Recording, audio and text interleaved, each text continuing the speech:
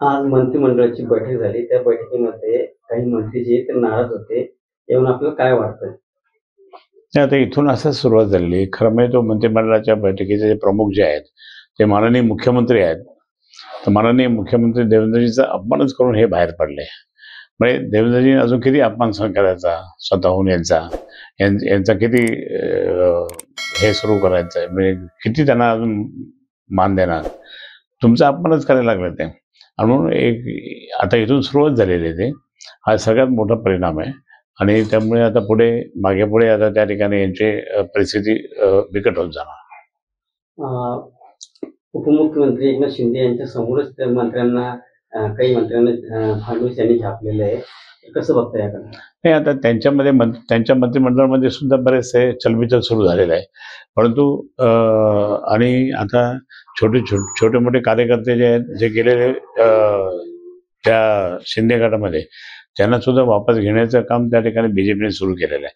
आणि बीजेपी हे म्हणतं की आमचा पक्ष सगळ्यात मोठा झाला पाहिजे, म्हणून यांनी ज्यांना घेतलं त्याने, आणि यांचे इतके लोक येऊच नाही, म्हणजे परत त्यांचे महापौरांसाठी भांडण, तर त्यासाठी हा एक प्रयत्न त्यांचा चालू आहे. काय वाटतं या सगळ्या गोष्टीहून एकनाथ शिंदे नाराज?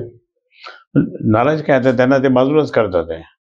त्यांना हे बाजूलाच करणार आहे ते आता खूप लिमिट संपली त्यांची, भाजपची सुद्धा. हे दिसून येतं, म्हणजे चॅनलद्वारे किंवा वर्तमानपत्राद्वारे आम्हाला दिसून येतं. आम्हाला काय घेणं देणं त्यांचे भांडणं हो किंवा न हो, पण त्यांच्या भांडणाची सुरुवात झालेली आहे. काय वाटतं, युती राहील का? महायुती राहील का तुटेल? महायुती मजबूत राहील का तुटेल त्यामध्ये? हे महायुती आता ते स्वतः एकटे ते राहतील.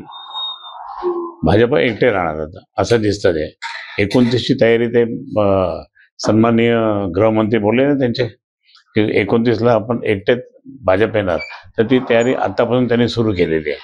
आणि त्यामुळे हे जे गेले त्यांचे लालून चढून करायला, हे आता चुप बसणार. त्यांना एक प्रकारचे ते थप्पड पडल्यासारखं झाले शब्दाची. काय वाटतं, शिंदे यांना सोडून काही मंत्री भाजप सोबत जातील का? शिंदे यांना सोडून मागेच एक 8-9 महिन्यापूर्वी सामंत यांच्या नेतृत्वाखाली 20 आमदार त्या ठिकाणी फुटत होते. त्यानंतर पॅचअप केलं त्यांनी, पण अजूनही त्यांचे खतखत आहे.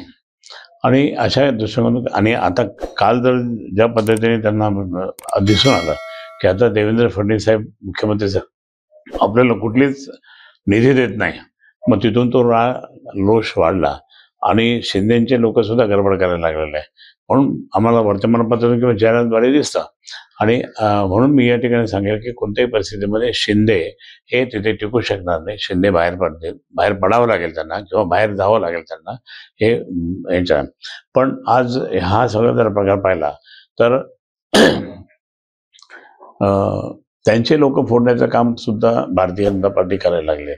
शिंदे गटातले बरेच लोक त्या ठिकाणी तिकडे चाललेत, आणि म्हणून घेऊन चालले त्यांचा पक्ष मजबूत करण्याच्या दृष्टिकोनातून. ठीक आहे, राजकारणाच्या दृष्टिकोनातून ते करतात, परंतु या ठिकाणी हे मोठं युद्ध होणार पुढे, आणि काही होऊ शकतं पुढे, हे स्पष्ट झालं.